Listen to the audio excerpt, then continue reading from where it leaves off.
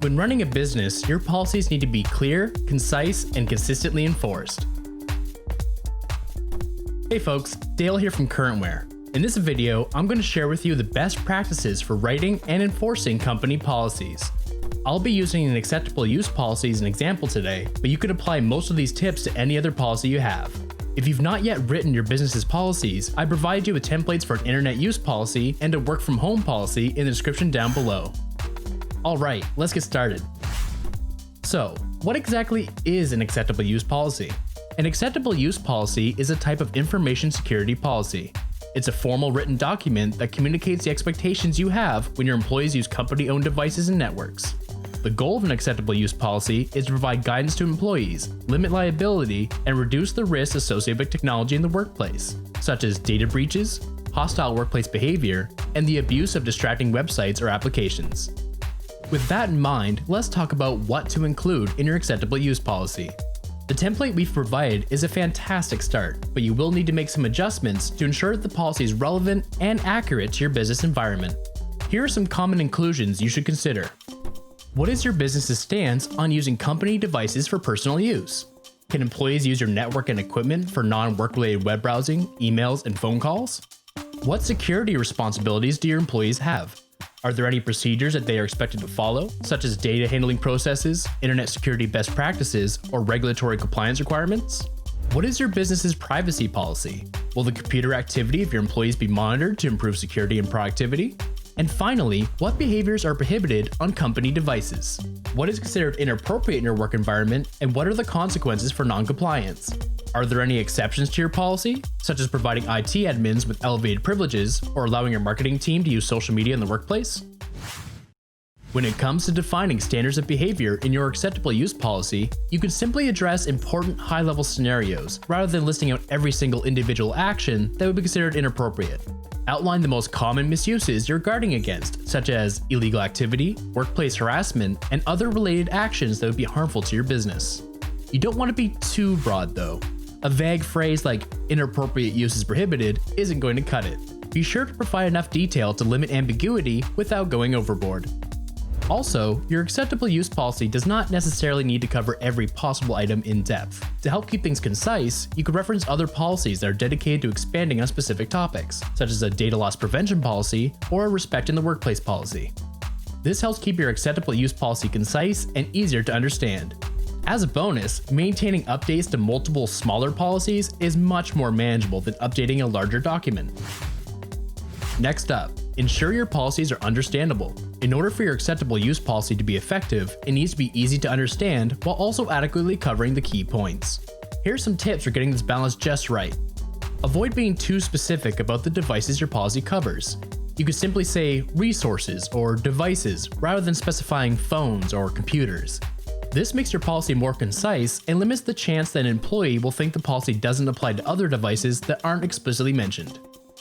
Write your acceptable use policy for a general audience. Minimize the use of jargon and make sure that any acronyms are adequately explained. In terms of grammar and word choice, use strong words such as must rather than should. You should, rather must, also use an active voice rather than a passive voice to lend your rules more authority. For example, a passive rule would sound like, passwords should not be shared. Instead, use a strong, active voice like employees must not share passwords. If you follow these tips, your policies will be easier for your employees to understand, making adherence and enforcement that much easier. In this last section, I'm going to cover how to increase employee awareness and the steps you can take to enforce your company policies. Your policies shouldn't be a set it and forget it measure. They'll simply be forgotten or ignored that way. If you want your policies to be effective, you need to keep their intentions fresh in the minds of your employees.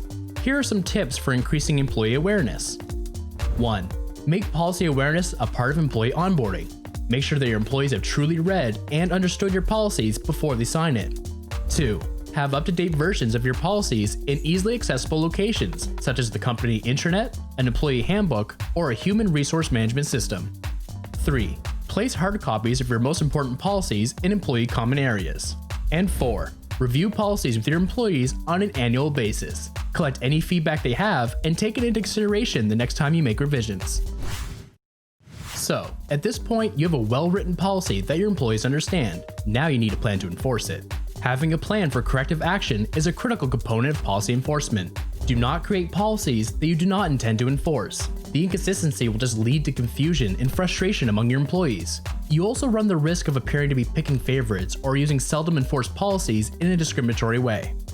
Let's be clear here. Corrective action is not about punishment. It's about making sure your employees understand their responsibilities and that they have the resources they need to get back on track. Here's what not to do. Do not take away privileges or incentives. Do not force an employee to work extra hours or unfavorable shifts. And finally, do not humiliate your employees for their ignorance or wrongdoing. Here's what you should do instead. Designate a member of staff that will be responsible for enforcing the policy and ensure that they understand when and how they're expected to issue corrective actions. Make sure your employee understands what is wrong, what is expected of them, and what they could do to get back on track. Document any corrective actions that are taken so they can be referred to as needed. Define any consequences for policy violations within the policy itself. And finally, make sure that any corrective action you provide is proportional to the severity and intent of the violation.